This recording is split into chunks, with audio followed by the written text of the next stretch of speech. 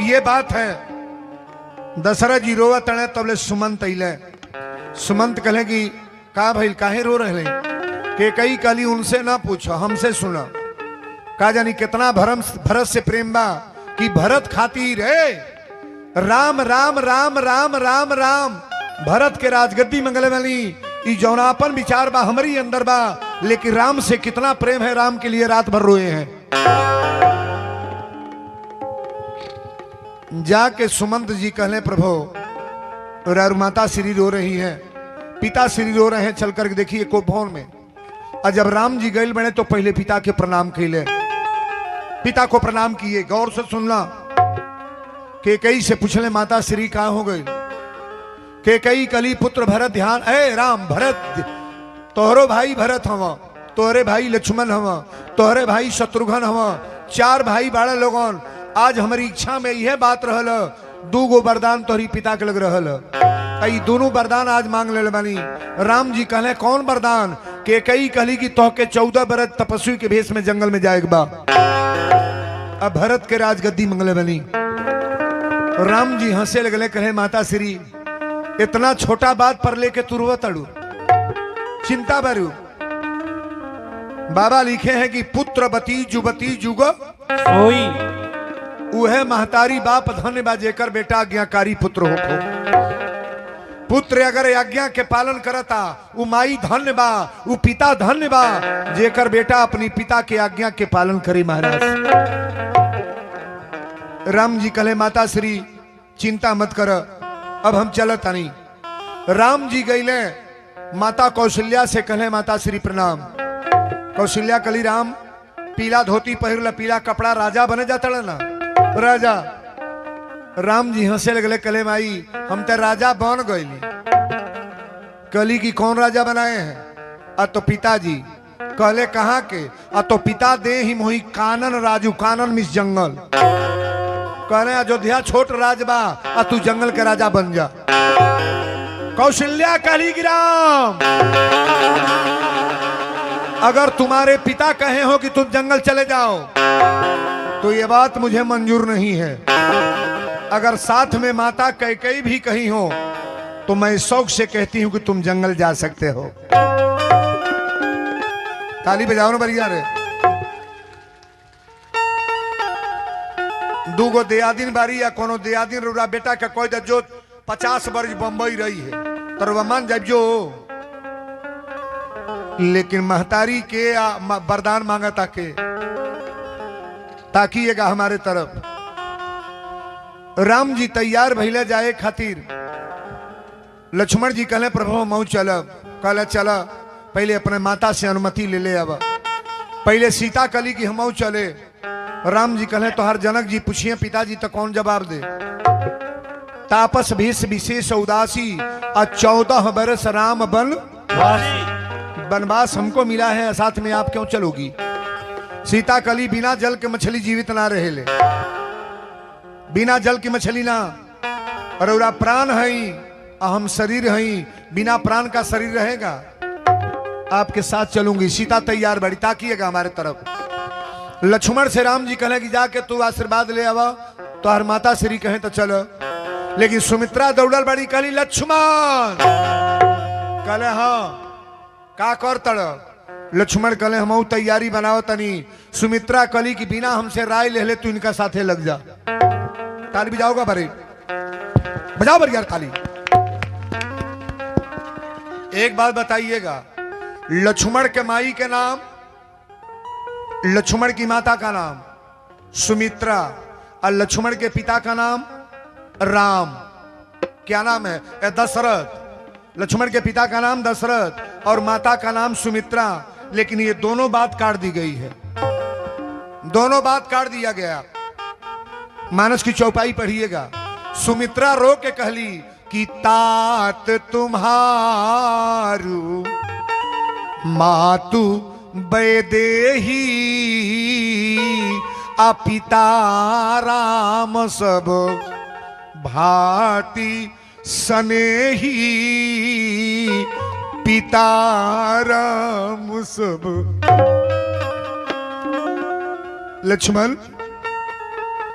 आपन महतारी कह दिया कि तोहर माई ना है। ध्यान से सुनना। ता तो तुम्हारू मातु वैदेही अब पिता राम सब भांति सनेही। तुम्हारी माता सीता है, लक्ष्मण के माता के है सीता, अब पिता राम। ये मानस की चौपाई में बोल रहा हूं।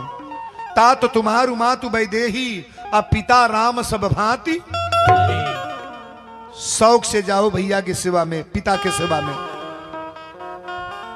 जहां संत तहां तीर्थ बासु, और जहां राम तहां अवध निवासु। अरे जहां राम है वही अयोध्या है। जब राम जा रहे हैं तो अयोध्या बच कहां गया? यह सुमंत जी रथ पर लेकर के राम लक्ष्मण को और माता जानकी को चल रहे हैं। ये अयोध्या वासी लोग तड़प तड़प के रो रहे हैं। छा गई है अवध में उदासी, राम जी आज बन जा रहे हैं। छा गई है अवध में उदासी, राम जी आज बन जा रहे हैं। छा गई है अवध में उदासी, राम जी आज बन जा रहे हैं। छा गई है अवध में उदासी, राम जी आज बन जा रहे हैं। रो रहे हैं अयोध्या के बासी, रो रहे हैं अयोध्या के बासी। राम सीता लखन जा रहे हैं। रो रहे हैं अयोध्या के वासी, रो रहे हैं अयोध्या के वासी। राम सीता लखन जा रहे हैं। पीटती अपनी छाती कौशल्या, रो रो कहती है माता सुमित्रा। पीटती अपनी छाती कौशल्या, रो रो कहती है माता सुमित्रा। तोड़ कर अपनी माता से नाता, तोड़ कर अपनी माता से नाता, मेरे प्यारे ललन जा रहे हैं। तोड़ कर अपनी माता से नाता, तोड़ कर अपनी माता से नाता, मेरे प्यारे ललन जा रहे हैं। तो कह कई ना दया तुमको आई, छुट गए आज भाई से भाई। कई ना दया तुमको आई, छुट गए आज भाई से भाई। अरे आज महलों में वे रहने वाले, आज महलों में वे रहने वाले, बन के जोगी वो बन जा रहे हैं। आज महलों में वे रहने वाले, आज महलों में वे रहने वाले, बन के जोगी वो बन जा रहे हैं।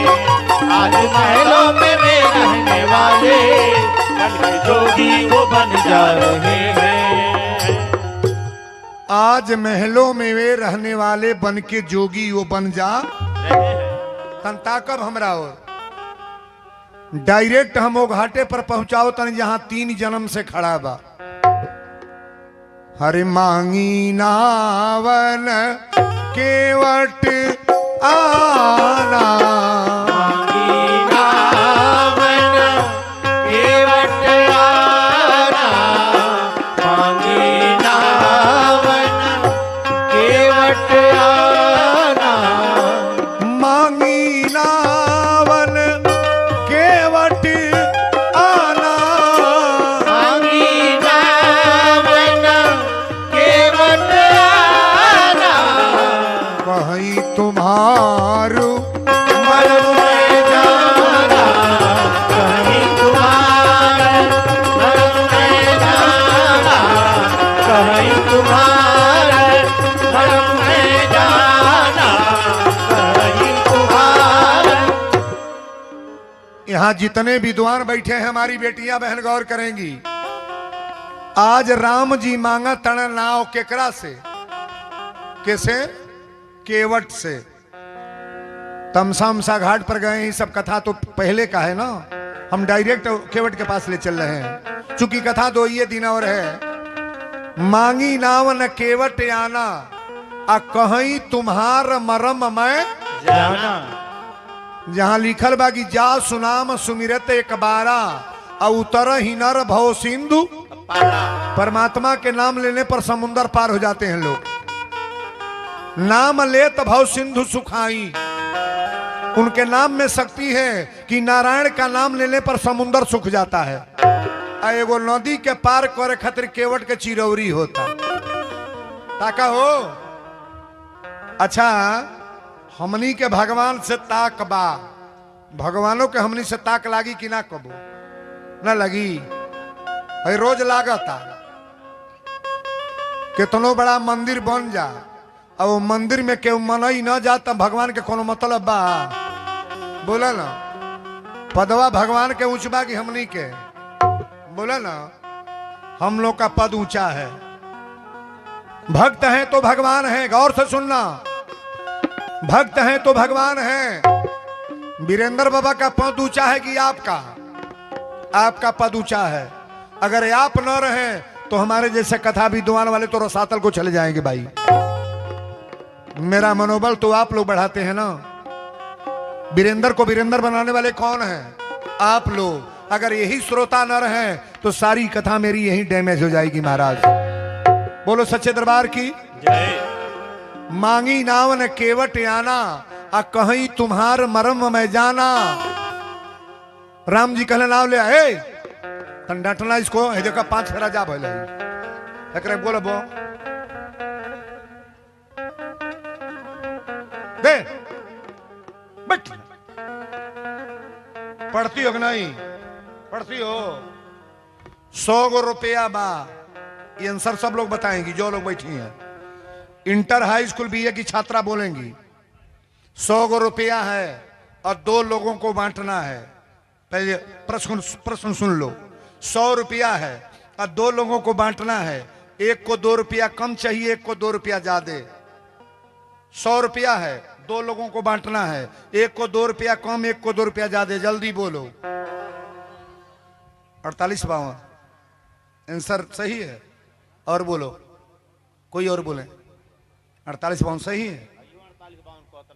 के कहता इतना मार खेबे थोड़ा खराब हो जाए। पढ़ते हो कौन क्लास से? अरे भाई कोई छात्रा बोलो ना साहब। 48-52 सही है कि गलत? सही है। 48 के बाद को ज्यादा हो रहा है? 48, 49, 50, 51, 52, 4 ज्यादा हो गया। नहीं बोलोगे? सही है 48-52। अरे भाई कोई मैथ की छात्रा इसमें है कि नहीं है? अरे मेरा माथा खराब तुम लोग कर दिए जी। कोई लड़की बोलो। 48-52 तार हमारा माथा तू लोग खराब कर दे। अच्छा तो कौन लड़का बोले तो हाई स्कूल इंटर बीए का हिनियाड़वा के बोलता तन जोरवा कर बहन के अबे बाबू अबे हिनिया हो कम पढ़े लो। सुनिए बीएड करते हैं आप, कोई बताया है कि अपने आप बोले हो? सही बोलना, कथा बंद पर हम भाई झूठ नहीं बोलना। आप कोई बताया है? क्या नाम है आपका? मोहित। मोहित इनका नाम है। ये बताए हैं 49-51। आंसर सही है कि गलत? तो पहले क्यों नहीं खड़ी होकर तुम बोली? मथे खराब कर देते हो तुम लोग। इसमें कोई बता रही थी लेकिन कस के नहीं बोली है। कोई छात्रा बताई है। बेटियों से निवेदन करेंगे पढ़ो तो ध्यान से पढ़ो। अच्छा 100 गो भेड़ बा, एगो निकल गल तो को गो बचल? 99 गो। 100 गो भेड़ बा, एगो चल गल तो को गो बचल? 99 गो। 100 गो भेड़ बा, एगो चल जेते को रहिए ने बकलोली। 99 करता हूं। आप बताइए 100 गो भेड़ बा, एगो है ना जाते को रहिए 100।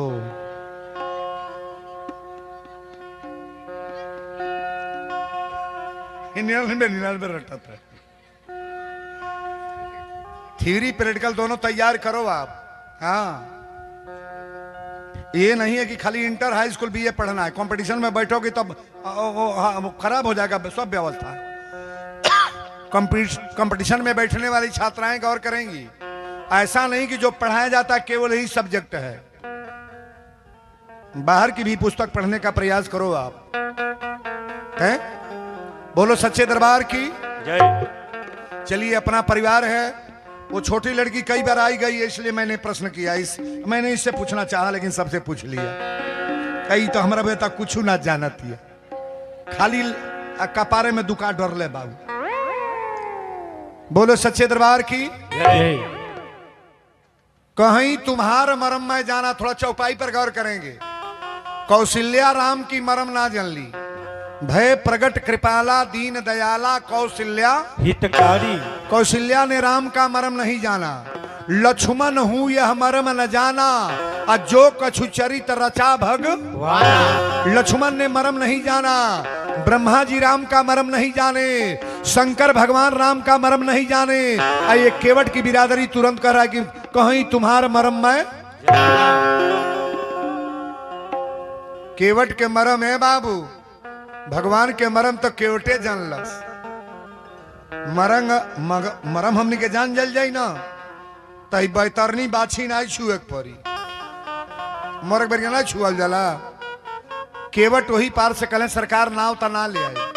कहले का है? केवट कहले रौरा पैर में जादू बा। छुअत शिला भई नारी सुहाई। छुअत शिला भई नारी सुहाई। छुअत शिला भई नारी सुहाई। पाहन तेन काठ कठी नाई। जय जय राम राम राम। सिया राम सिया राम। जय जय राम। सरकार राउर चरण अहिल्या पत्थर लहली है, आ चरण से स्पर्श भइल त नारी बन गईली। आई काठे के नाई पर गोड़ धरी है, गौरी मेहरारू बन जा, तब तो हमार तमाशा शुरू। गौरे को मेहरारू बा फेर को लेके जाए। लक्ष्मण जी कहले बताई राउर कैसन भक्त बाणे की कोनो बात ना मानता है। राम जी कहले के नाई मानल है। तो सुमंत के तबे से कहतनी कि बरबस राम सुमंत पठायो, सुरसर तीर आप तब आयो। तबे से कहतनी जा जा जा जा जात रहे हो, राउर बात मान ले हो। तबे से बोलाव तनी आओ ई नाव लेके आवता। राम जी कहले लक्ष्मण जब घर के बोहनिया पहले खराब हो जाए सुबेरे तो केहू बात मानी। लक्ष्मण जी कहले बोहनी का खराब होइल? तो राम जी कहले सुबेरे कहनी लक्ष्मण तू न चल, हमार बात मान ला चली अल। सीतो का कहनी न चल, इहो नहीं मान ली है। जब हमारे मेहरारू हमारे भाई बात ना मानी तो जवार बानी। ताली बजाओ न बरिया रे। लक्ष्मण जी कहले तो कहतनी हमहू धारा गई। ठीक बा बोलाई। अब केवट वही पार से कहले कि बार बार कहे केवट प्रभु जी, अरे सुनली बात हमार। जादू बारौरी गोड़वा में कैसे उतारी हम पार। जादू बारौरी गोड़वा में कैसे उतारी हम पार। जादू बारौरी गोड़वा में कैसे उतारी हम पार।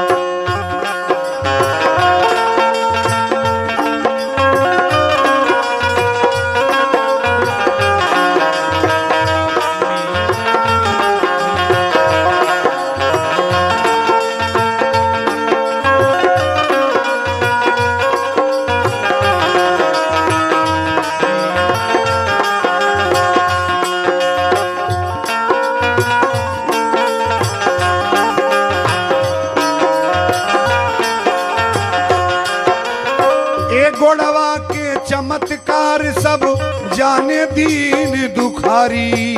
गोड़वा के चमत्कार सब जाने दीन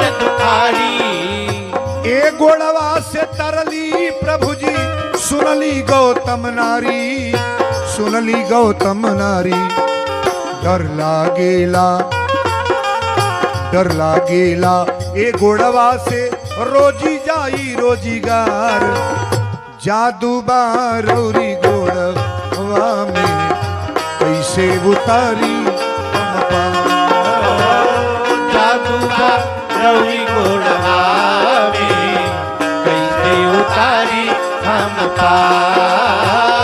जादू रवि गोड़वा में कैसे उतारी हम पार। जोराउर यज्ञा हम पैती लेती गोड़वा धोई। जोराउर यज्ञा हम पैती लेती गोड़वा धोई। सगरो तो विधा दूर हो जाइते मर्जी राउर होइत, मर्जी राउर होइत। ले कठवतिया धोवे चरनिया, सिया लखन मुस्काए। बोलो संवरिया सरकार की जय। कथा तो अब आयल बा, तनी हमरा और ताको। बड़ी सुंदर भाव बा। केवट कल सरकार रुआ इतने कार्य करेगी, आपन चरण हमसे धोवा ली। खेवाई नाले छंद हमरा तुलसी बाबा लिखल बड़े कि पग कमल धोई चढ़ाई नावन, नाथ उतराई चहो। मोहि राम राउर यानी, दशरथ शपथ सब साची कहो। बरु तीर मारे लखन पे, जब लगी न पाँव पखारी हो। तब लगी न तुलसीदास, नाथ कृपाल पार उतारी हो। पग कमल धोई चढ़ाई नावन, नाथ उतराई चहो। पग कमल धोई चढ़ाई नावन, नाथ उतराई चहो। पग कमल धोई चढ़ाई नावन, नाथ उतराई चहो। पग तनी थोड़ा सा छंद को समझिएगा। पग कमल धोई चढ़ाई नावन, नाथ उतराई चहो। मोहिराम राउर आनी दशरथ। दशरथ जी के शपथ केवट खाता। मोहिराम राउर आनी दशरथ, शपथ सब सांची कहो। बरी तीर मारऊ लखन पे, जब लगी न पाँव पखारी हो। तब लगी न तुलसीदास, नाथ कृपाल पार। बरे लक्ष्मण बाण मार दे, हमरा भे फेर ना बा, लेकिन बिना गोड़ धोले नाव पर नाहिया चढ़ाए। सीता जी कली जब बोलावता तो धोआइया ना ले। कहले के ले आओ कठोत में पानी ले आ। तन ताकब हमरा हो। केवट कहले आधा घंटा रोरा खाड़ा रही, अब हम जुगाड़ बनावा। तनी केवट गोल घरे पाँव पखारल जाला तो अकेले नहीं, को जाने मर्द मेहरारू दोनों मिल के।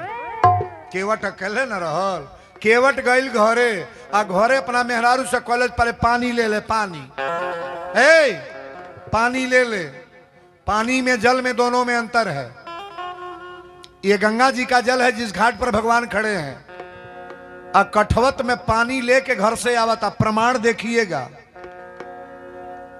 पानी में जल में अंतर है।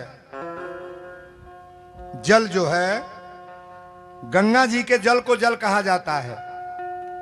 हम लोग डिब्बा में भर के लाते हैं ना, मुंहों के बरिया पियावल जाला, नहीं पियावल जा। तन ताकब हमरा और बड़ा बढ़िया भाव बा। केवट घरे गइल कठवत में पानी लेके, आ पानी लेके आयल मेहरारू लइका 50 गो पटीदार लेके चल। लक्ष्मण जी कहला बाप रे बाप, पूरा गाँव उल्टल बड़े सो।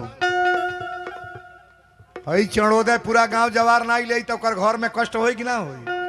यही बात मैं बता रहा हूं। भगवान से कहले कि अब रौरा गोड़ है कठौत में डाली, राम जी गोड़ कठौत में डर ले, एगो गोड़ धोल आ गमछा से पोछ के कहल से गोड़ जांघे पर धोरी। भगवान कहले खड़ा होके पैर धो तड़े आ खड़ा होके गोड़ जांघे पर धो तो गिर ना जाए। केवट कहले जौन पार लगे तौन पकड़ ली, दोनों हथवा से कपड़ा पकड़ ले के कर। अच्छा जे के भगवान पकड़ ले कबो डैमेज होई यही तरह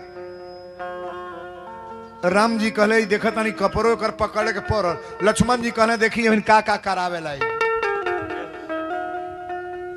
एक बेर गोड़ धोल तो अपने मेहरारू के लइकन के पड़दारन के पिया के गदगद कैलस तरन तारा। कहलस एक बेर औरी गोड़ धो। भगवान कहले अब के करे खातिर आ तो जितना ना तो रिश्तेदार घाटे पर के गांव जवार के लोग आल सबके पियाई। लक्ष्मण जी कहना सांझ ले गोड़े धोआई।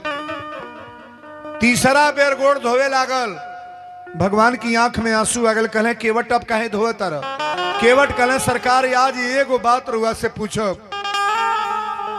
एक घाट पर रुए आइल बली, हमार पुरखा पुरनिया आजा परपाजा यही घाटे पर गोरले बलो। पितर पक्ष में पानी दिया लगना न दिया। मैं रामायण का सूत्र बोल रहा हूं। पितर पक्ष में पानी देते हो कि नहीं? जेकरे घरे पितर पक्ष में पानी बुढ़ऊ लोग के ना दिया होई, इतना कार ना होई। ईटा गिरल और घर ना बनी, ईटा गिरल घर ना बनी। सियान बेटी बा बियाह तय ना होई। रौरा घर में एक जने बीमारे रही हैं, कितनो रुपया कमाए बरकत ना होई। जेकरी घरे पुरखा पुरनिया के पानी ना दिया होई। ताली बिया बरिया रे। जे मरल बा वहू के केवट तारत आए बाबू पितृलोक के। तीसरा बेर जब गोड़ धोले केवट भरभर भरभर रोवे लगले। कहले आजा परपाजा लोग के ई पानी कहले चढ़ोदय भगवान के ह लेके पीला लोगन अबो से घाट छोड़ा लोगन। भगवान कहले केवट आज धरती पर अगर कोनो भक्त मिलल तो तू। अरे घर के तर ले, माई के तार दे ले, बेटा के तर ले, मेहरारू तार दे ले, पर पर्दार तारा गई, जवार तारा गई। आज मुअल जे पितर बाहू के तारा तड़े। ताली जा बरिया रे। नाव पर चढ़ा के केवट पहले लागा मरला ताकब है तनी कस का गाए। मुरी नैया में लक्ष्मण राम ए गंगा मैया धीरे बहो। मोरी नैया बैठाई बहन का हो कहना जाता ला कहने कहने आवे कनाई बा बैठा ना कथवे बिगाड़ दिया। रेलियल जाता ना दुका पैसा ले लिए बाबा, पैसा ले ले दे दो। तार नौआ पूछे बिन के देखो तार मोहन कैसन बाया जुए दादा जवाहिर सा। चलो हे गंगा मैया नहू का तारा तार कर ये जुका हम चल निम्न उड़िया गलू हो होने गोल ए चल दे भी चल दी कि मोरी नैया में लक्ष्मण राम ए गंगा मैया धीरे बहो।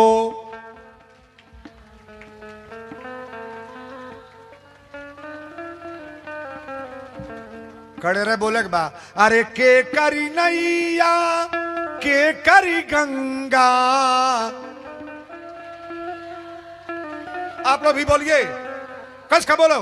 अरे के करी नैया के करी गंगा।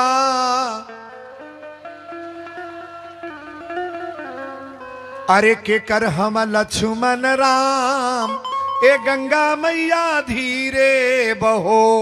अरे के कर हवा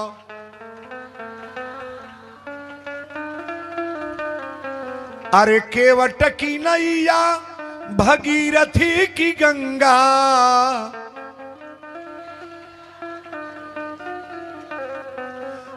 अरे दशरथ के लक्ष्मण राम ए गंगा मैया धीरे बहो। अरे दशरथ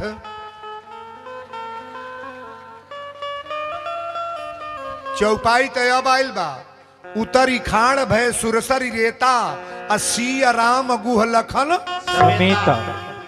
ओ पार उतरले बड़े केवट उतरी दंडवत कीन्हा। आप बताइएगा केवट ए पार राम जी से मिलल है, गोड़ धोलस कुल्ही कैलस। दंडवत कैलस केवल दंडवत वो पार कर रहा है। आज कथा यही जो तनी बीच में रोकब हम 2 मिनट। बड़की नोट वाला आज के बा कि ना 1100 रुपया तो कई जना बोलवा दी हले।